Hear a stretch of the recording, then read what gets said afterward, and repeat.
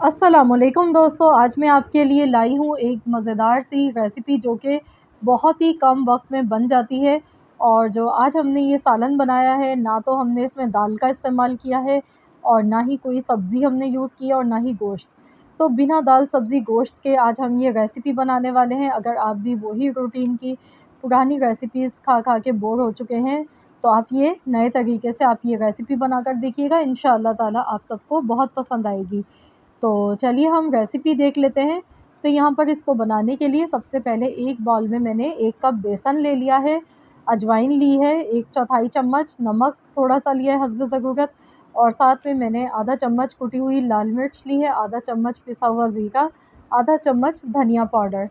तो ये ड्राई मसाले इसमें चले गए, साथ में 2 टेबल स्पून दही इसमें डालेंगे और हाथ की मदद से अच्छी तरह से इसको मिला लेंगे। और इसमें हम थोड़ा-थोड़ा सा पानी डालेंगे, एकदम ज़्यादा मत डालिएगा, क्योंकि हमने इसको एक आटे की तरह से हमने इसको गूँथना है और सख्त इसको थोड़ा-सा जिस तरह से आटा होता है बस उतना ही सख्त इसको गूँथना है, ये देखिए इस तरह से।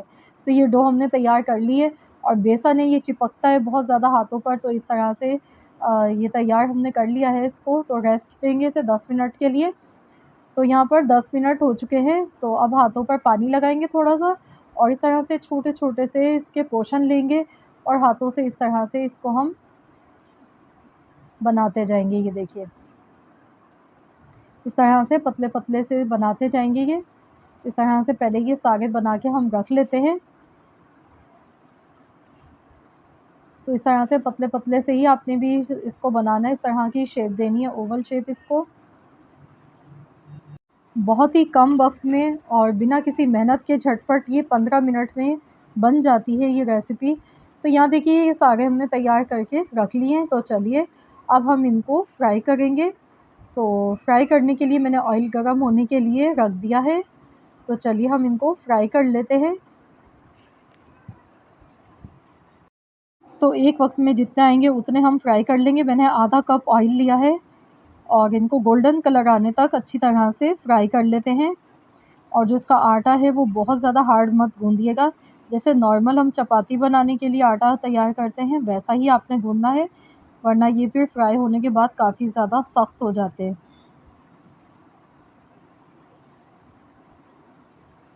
तो यहाँ पर लो टू मीडियम फ्लेम पर मैं इनको फ्राई कर रही हूँ। जब तक इनका अच्छा-सा कलर नहीं आ जाता है, इनको अलटते-पलटते हुए फ्राई कर लेते हैं। तो ये झटपट से 5 मिनट में फ्राई हो जाते हैं, ज़्यादा टाइम नहीं लगता है इनको। तो यहाँ देखिए बड़ा ही खूबसूरत सा कलर आ चुका है, बहुत ज़्यादा डार्क कलर मत करिएगा, बिल्कुल अच्छा नहीं लगेगा, बस इस तरह का आपने कलर करना है। जैसे ही गोल्डन बादामी रंग आए तो आप बस इनको निकाल लें। अब इसी तरह से बाकी जो बचे हुए हैं उनको भी हम फ्राई कर लेते हैं।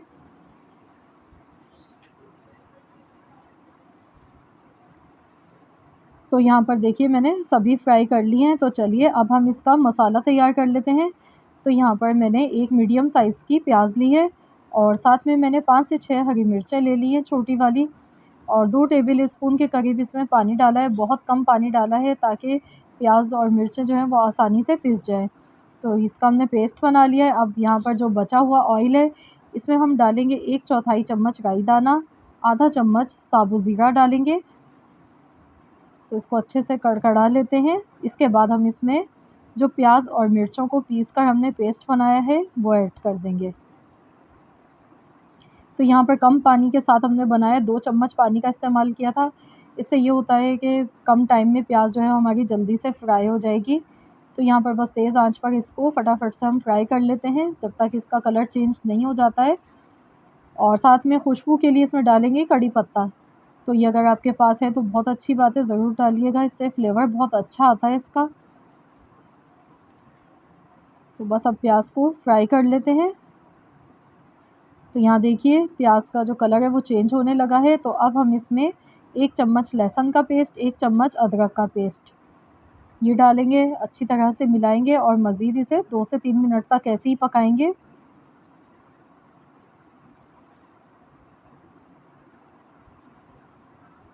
तो इस रेसिपी को एंड तक ज़रूर देखिएगा, आपने कोई भी स्टेप इसका मिस नहीं करना है। नमक डालेंगे हस्ब ज़रूरत, हल्दी पाउडर 1 चौथाई चम्मच, पिसी हुई लाल मिर्च का पाउडर आधा चम्मच,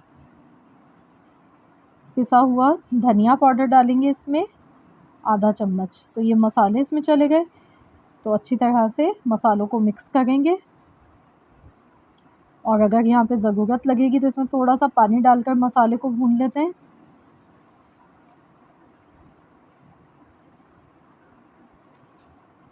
तो ये मैंने इसमें थोड़ा-सा पानी डाला है, इसको मज़ीद और पकाएँगे। और साथ ही में इसमें हम दही ऐड करेंगे। तो मैंने यहाँ पर आधा कप दही लिए, यानी कि 150 ग्राम दही है हमारे पास। इसमें टमाटर नहीं जाते हैं, दही के साथ ही ये मज़ेदार बनता है सालन। तो इसमें आप दही का इस्तेमाल कीजिएगा। तो अब अच्छी तरह से भून लेते हैं मसालों को। इतनी देर पकाएंगे जब तक दही का जो पानी है वो ड्राई नहीं हो जाता है। तो यहाँ देखिए मसाला भुनने लगा है और ऑयल जो है वो इसका सेपरेट हो चुका है। तो चलिए अब हम इसमें ये डाल देते हैं। तो इस डिश का नाम अगर आपने कभी बनाई है तो ज़रूर मुझे कमेंट्स बॉक्स में बताइएगा कि आप लोग क्या कहते हैं। तो ये हमने बेसन के जो पकोड़े बनाए थे ये इसमें ऐड कर दिए और 1-2 मिनट तक इसको इसी तरह भून लेते हैं मसाले के साथ।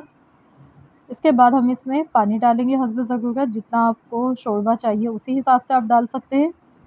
तो मैंने यहाँ पर तकरीबन 1 गिलास के करीब, 1 से डेढ़ गिलास के करीब इसमें पानी डाला है।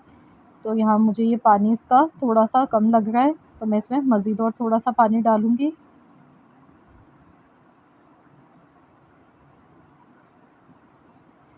इसकी जो ग्रेवी है वो बहुत ज़्यादा पतली अच्छी नहीं लगती है।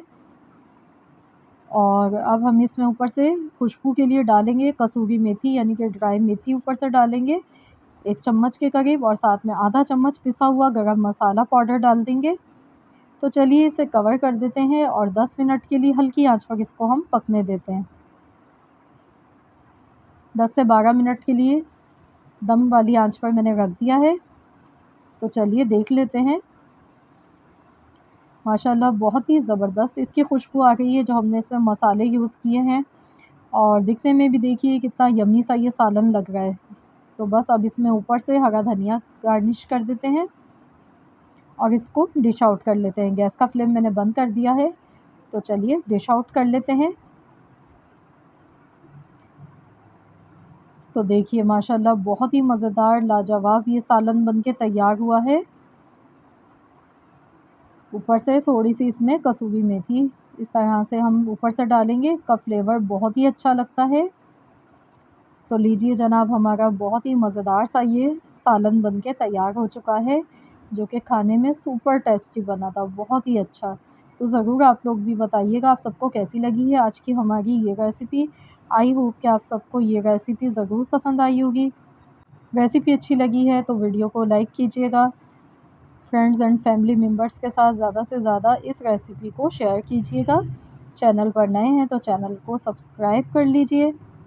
मिलते हैं इंशाअल्लाह ताला नेक्स्ट रेसिपी के साथ। तो जब तक के लिए अल्लाह हाफ़िज़।